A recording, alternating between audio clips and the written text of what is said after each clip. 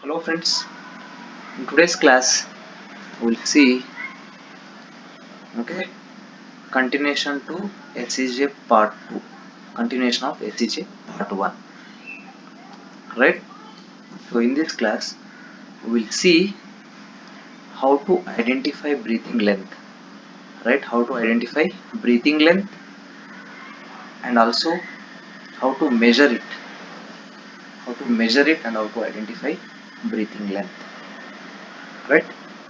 So we have seen in previous class LWR was divided into three parts: breathing length portion, non-breathing length portion, and breathing length portion. Right? So we so in this video we'll identify what is the length of this portion, what is the length of this portion, and what is the length of this portion. That's what we'll see. Right? For that, let us understand some basic. See, you have some metal beam like this. We have a metal beam and it is fixed at one end, right? Now when temperature increases, it will expand. When temperature decreases, okay, it will contract.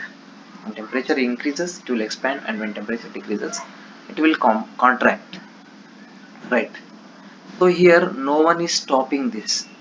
It is free to expand or free to contract. So stress is zero. Stress is equal to zero, right? But you come to this, let us say this is case 1, this is case 2. You come to this, see, now other end also fixed. Now when temperature increases, right, it want to expand, but the support is not allowing it to expand. As a result, thermal stresses are developed inside this. When temperature decreases, it want to contract, but the support is not allowing to contract it. As a result, thermal stresses are developed inside this. So this is stress free condition. This has stress induced inside, right? So we come across a concept called TD. Okay, TD, also called as distressing temperature. So it is neutral temperature or stress free temperature. It is the temperature at which rail is free from stresses, right? When temperature goes up above TD, then stresses start building, right? So I hope when it is free to expand, stresses are zero. When it was not allowed to expand or contract, then stresses were induced. Now come to our railway track. So this is a rail. This is a rail. Now this rail was fixed to sleeper using ERC, right? Now this rail plus a sleeper fixed to ERC. This was taken as one unit, just like a element we have seen like this, right? So we have seen like this, right? This unit was taken as a rail. So rail plus sleeper was taken as one unit. Now what happened? This rail sleeper unit was embedded inside the ballast. Now when temperature increases above TD, this rail want to expand, but ballast won't allow it to expand.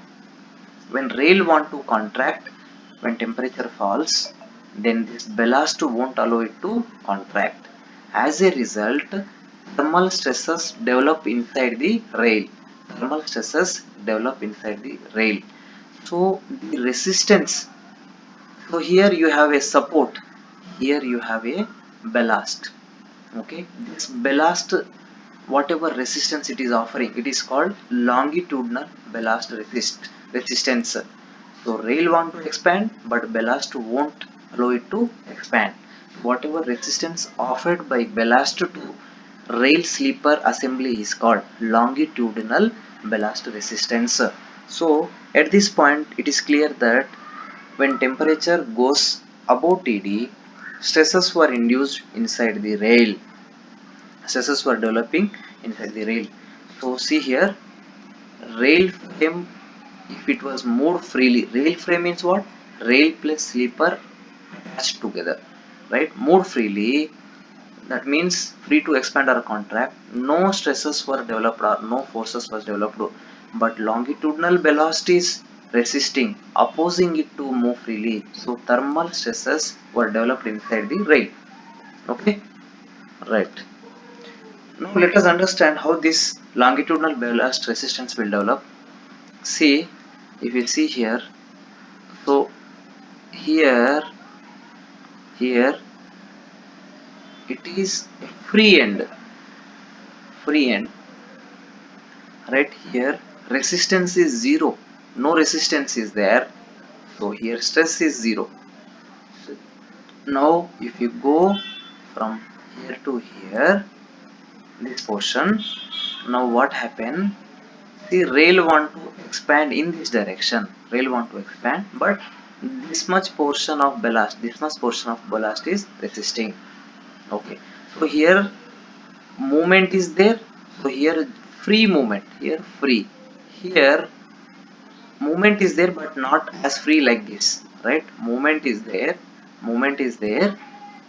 and resistance also there, so stress is developing, started increasing. Here stress is zero. Now you come to this portion, here. See, it want to expand under temperature. This much portion of ballast is resisting it. So compared to this and this portion, this portion has lesser moment or least movement, and maximum stress is maximum. Okay, same way here also. So if you see here, movement is zero, movement is maximum, stress is zero. Here movement is there but not as free like that, and stress also increasing. Here stress is highest, movement is zero, right? So now if you see the diagram, right, you see here, so as you go from end of LWR towards the center, stress was gradually increasing and reaches to highest point. So here you have highest stress here. Here you have highest stress, right? Next movement, you see here you have highest movement, and as you go towards the center, the movement was becoming zero. So here at center you have zero movement, here you have highest movement, here you have highest movement. So this is movement diagram. This is stress induced inside the track. Okay, thermal stress. Right, up to here it is clear. So from this, what we understood? So we call that portion as breathing length portion, in which there was gradual increase of stress from 0 to maximum. Okay, this portion is called breathing length. Also movement decreases from highest to 0 in breathingless portion. Okay, movement is highest to 0, right? The portion where stress induced is maximum and movement is 0 from end is called breathing length portion, right? So the portion where stress increases from 0 to highest and movement decreases from highest to 0, that portion is called breathing length. Here rail is breathing, here rail is not breathing, here rail is breathing. Breathing means what is breathing? We breathe. Okay, when we breathe we have expansion and contraction of our lungs. Same way rail, in this portion rail is breathing, rail is breathing. So that portion is called what? Breathing length portion, right? I hope now breathing length is clear to you. Now IRPWM, this I have taken from IRPWM manual. So IRPWM suggests what should be the length of breathing length based on what? Sleeper density, zone and rail type, 60 kg or 52 kg. Suppose we are in zone 1, let us say zone 1, and sleeper density is 1660 and we are using 60 kg rail, then what should be the breathing length? 58 meters. 58 meters. If you are using 52 kg rail, then it is 50 meters. So this is the breathing length in meters. Same way for zone 2, zone 3 and zone 4. For different sleeper densities and different rail length, you got breathing length. So I want to highlight clearly about what is this 58 meter and 50 meter. You see here. So 60 kg rail. So this track is made of 60 kg rail. Density of sleeper is 1660. Sleeper 1660 sleeper density. Then from one end of LWR, let us say this is LWR track of 300 meters. So total length of this LWR, let us say 300 meters. Okay.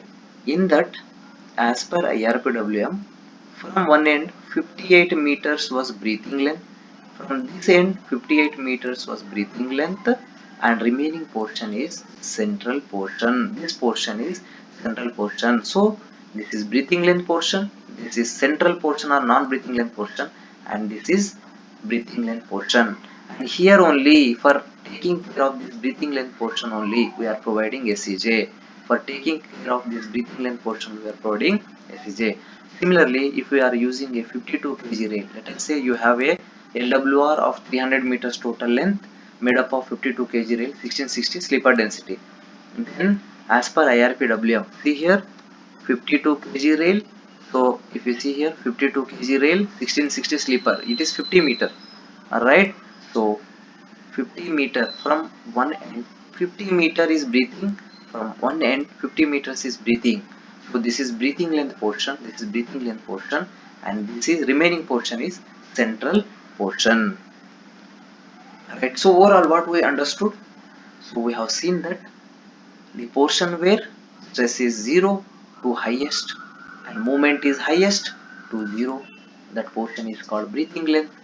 And based on sleeper density and rail and zone, we can identify what should be this length, what should be this length. So we have seen how to identify that also, right?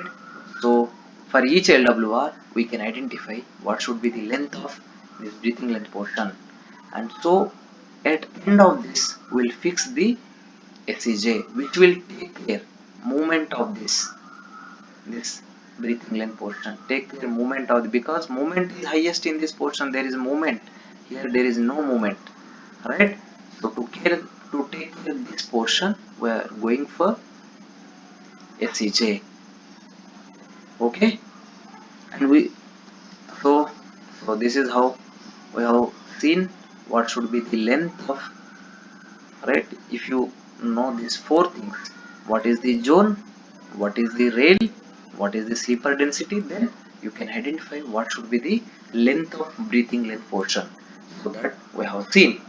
In next video we will see, okay, different components of SEJ, right, and also different types of SEJ. Thank you all for watching.